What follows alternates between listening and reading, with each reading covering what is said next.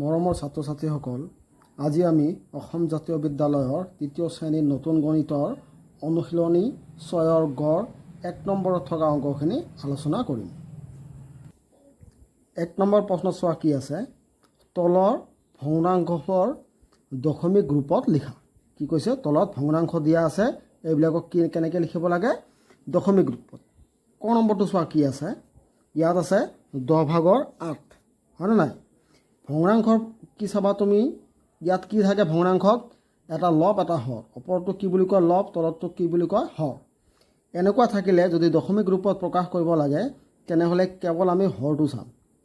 হৰৰ কোনটো, হৰত কেইটা শূন্য আছে, একৰ লগত কেইটা শূন্য আছে চোৱা।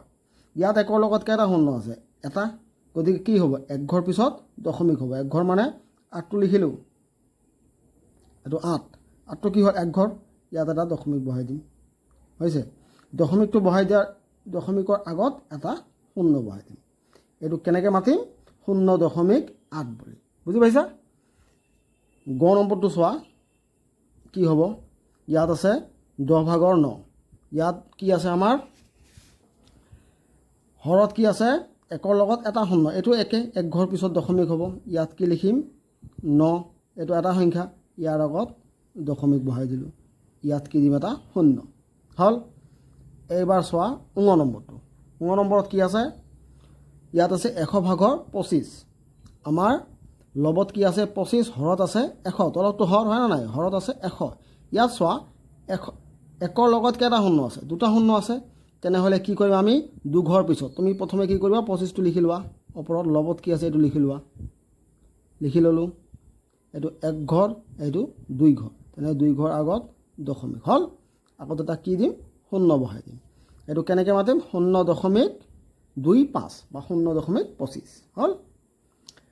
এবাৰ চোৱা এইটো, ইয়াত কি আছে 79 আৰু তলত আছে কি 100, হৰত আছে 100, ইয়াতো কি আছে একৰ লগত দুটা শূন্য, তেনেহ'লে কি কৰিম, এইটো আগত লিখি ল'ম 7-9, এক ঘৰ 2 ঘৰ, কিয় 2 ঘৰ পিছত, কাৰণ দুটা শূন্য আছে, সেইকাৰণে এক ঘৰ 2 ঘৰ আগত আমি কি দিম, দশমিকটো বহাই দিম।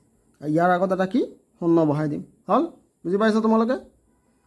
এবাৰ চোৱা এইটো, ইয়াত আছে চোৱা, ইয়াত লবত আছে 2 আৰু হৰত আছে 100, হৰত কি আছে কেইটা শূন্য, দুটা শূন্য, তেনেহ'লে আমি কি কৰিম, প্ৰথমে ওপৰৰ লবত থকা সংখ্যাটো লিখি ল'ম। কি আছে লবত, 2 আছে, 2 লিখি ল'লোঁ।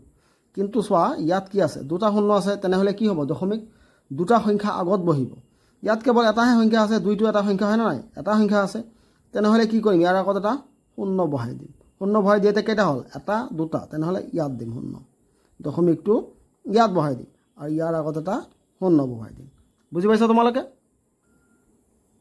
এবাৰ চোৱা নম্বৰটো কি আছে, ওপৰত কি আছে, আমাৰ লবত আছে 6, হৰত আছে 100, তেনেহ'লে কি কৰিম আমি, ইয়াত হৰত কি আছে, একৰ লগত কেইটা সংখ্যা আছে, দুটা, তেনেহ'লে আমি লিখিম প্ৰথমে ওপৰৰটো লিখি ল'লোঁ, আমাৰ লবতটো লিখি ল'লোঁ, দুটা শূন্য আছে, তাৰমানে কি হ'ব, দুটা ঘৰ আগত, দুটা সংখ্যা আগত শূন্য বহিব। ইয়াত এটা আৰু এটা কি দিম, শূন্য দিম, তেনেহ'লে কি হ'ল, এটা দুটা, ইয়াত শূন্য বহিব, আৰু ইয়াৰ আগত তুমি এটা শূন্য বহাই দিয়া, এইটোৱে উত্তৰ। ইয়াক কেনে মাতিম, ইয়াক মাতিম কেনেকৈ, 0.06, আৰু এইটো কেনেকৈ মাতিম, 0.02। বুজি পাইছা তোমালোকে? এইবিলাক একদম সহজ বস্তু, বুজি পাইছা? বাকীখিনি মই কৰি দিয়া নাই, বাকীখিনি তোমালোকে নিজে কৰিবা। আৰু তোমালোকে মোৰ ভিডিঅ'বিলাক চাবৰ কাৰণে মোৰ চেনেলটো ছাবস্ক্ৰাইব কৰিবা, আৰু তোমালোকৰ বন্ধু বান্ধৱীৰ মাজত মোৰ চেনেলটো শ্বেয়াৰ কৰিবা। ধন্যবাদ।